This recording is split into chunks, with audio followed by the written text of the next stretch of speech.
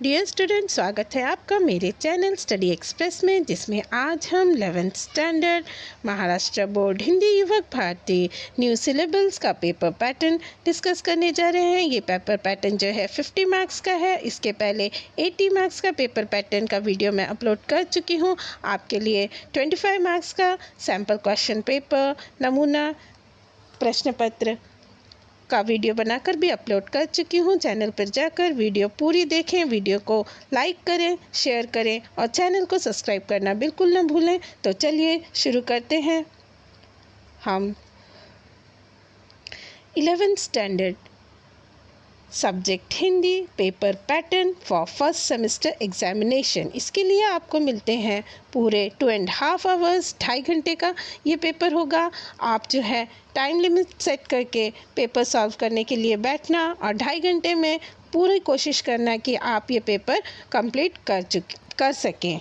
तो इसका वीडियो भी मैं आपको क्वेश्चन पेपर जो है एक अपलोड कर दूंगी। उसके लिए मुझे पेपर बनाकर आपको मैं दूंगी, तब आप अपना 2.5 घंटे का टाइम सेट करके वो क्वेश्चन पेपर ज़रूर सॉल्व करना। तो पहले हम देखते हैं सेक्शन 1 विभाग 1 गद्य। गद्य का क्या है? गद्य यानी आपका ये जो है आपका प्रोज सेक्शन हुआ।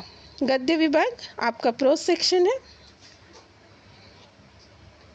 प्रोज सेक्शन के लिए आपको कुल मिलाकर 16 मार्क्स का क्वेश्चन गद्य विभाग से पूछा जाएगा। तो इसमें कृति 1 जो है इसमें पठित गद्यांश परिच्छेद आएगा। पठित गद्यांश यानी आपका जो टेक्सचुअल पढ़ा हुआ पैसेज है वो आएगा। उसमें आपको आकलन कृति दी जाएगी। आकलन कृति में 4 घटक होंगे और प्रत्येक के लिए आपको हाफ मार्क्स मिलेगा फॉर ईच राइट आंसर। तो आपका कुल मिलाकर 2 मार्क्स का क्वेश्चन है। इसके आगे हम बढ़ते हैं शब्द संपदा की तरफ। शब्द संपदा में से भी आपको 4 घटक हैं, हाफ मार्क्स प्रत्येक के लिए दिया जाएगा फॉर ईच राइट आंसर। उसके लिए भी आपके मार्क्स हो गए 2। थर्ड है अभिव्यक्ति का क्वेश्चन। जो अभिव्यक्ति के प्रश्न को आपको 40 से 50 शब्दों में लिखना है, इसके लिए भी आपको मिलते हैं 2 मार्क्स। तो ये जो पहला पठित पद्यांश है, इसके लिए आपको कुल मिलाकर 6 मार्क्स दिए जाएंगे। इसके आगे हम बढ़ते हैं। दूसरा भी आएगा जो आ सेक्शन है। आ सेक्शन में भी आपको पठित गद्यांश परिच्छेद आएगा। जो पैसेज है वो आपका पठित होगा। उसके लिए भी आपको कुल मिलाकर टोटल मार्क्स मिलते हैं 6, जिसमें पहला आएगा आपका आकलन कृति। 4 घटक मिलेंगे। 4 घटक में प्रत्येक के लिए आधा आधा मार्क दिया जाएगा, जिसमें आपको टोटल मार्क्स हो जाते हैं 2। इसके बाद हम बढ़ते हैं शब्द संपदा की तरफ। शब्द संपदा में भी 4 घटक होंगे और प्रत्येक राइट आंसर के लिए आपको हाफ मार्क्स मिलेंगे, जिसको टोटल स्कोर हो जाएगा आपका यहाँ पर भी 2।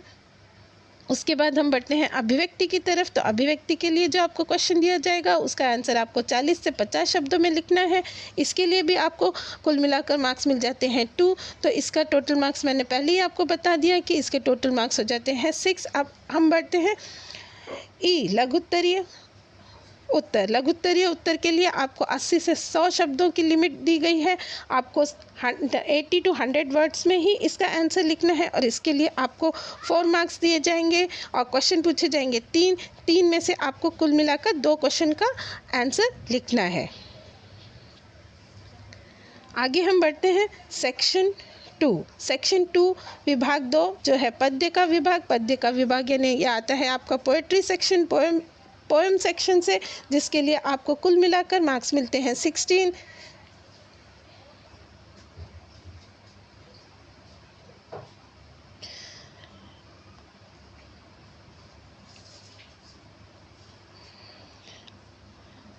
कृति 2 पद्यांश। आकलन कृति में 4 घटक दिए जाएंगे। 4 घटक के लिए हाफ मार्क्स आपको प्रत्येक राइट आंसर के लिए दिया जाएगा। टोटल मार्क्स होंगे 2। शब्द संपदा की तरफ बढ़ते हैं। शब्द संपदा में भी 4 घटक हैं। प्रत्येक के लिए आपको आधा आधा अंक दिया जाएगा। यहाँ पर भी टोटल मार्क्स हो जाएंगे 2। अभिव्यक्ति का क्वेश्चन आता है, जिसे आपको 40 से 50 शब्दों में लिखना है। इसके लिए भी मार्क्स हो जाते हैं 2। टोटल मार्क्स हो जाएगा यहाँ पर आपका 6।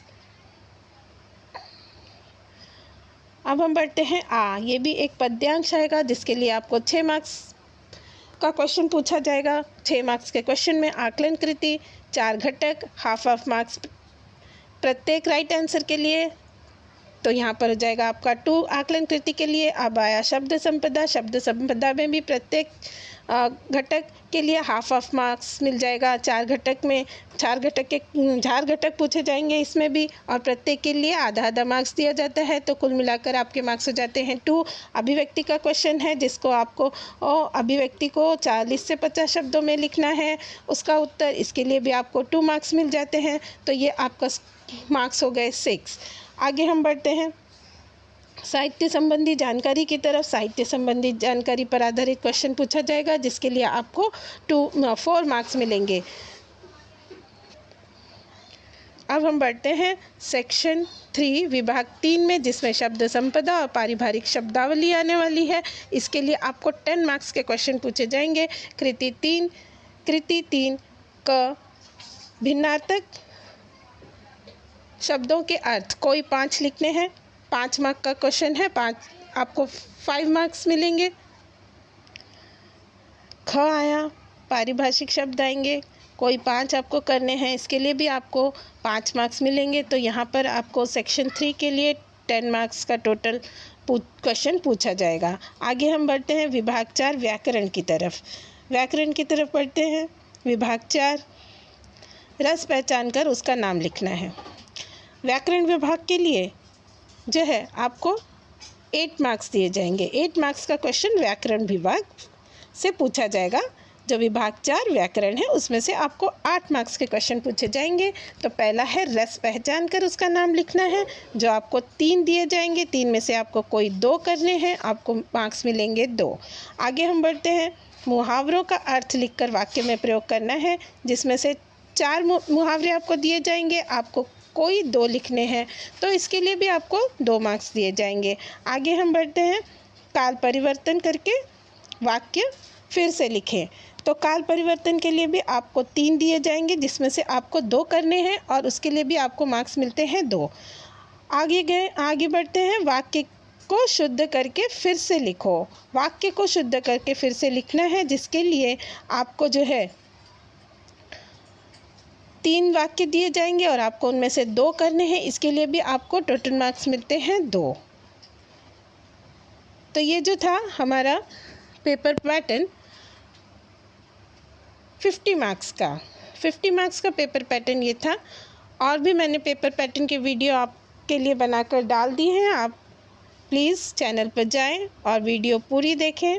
वीडियो को लाइक करें, शेयर करें, दोस्तों को शेयर करें और चैनल को सब्सक्राइब करना प्लीज़ बिल्कुल ना भूलें। प्लीज़ चैनल को सब्सक्राइब करें, वीडियो को लाइक करें और वीडियो देखने के लिए आपका बहुत बहुत धन्यवाद।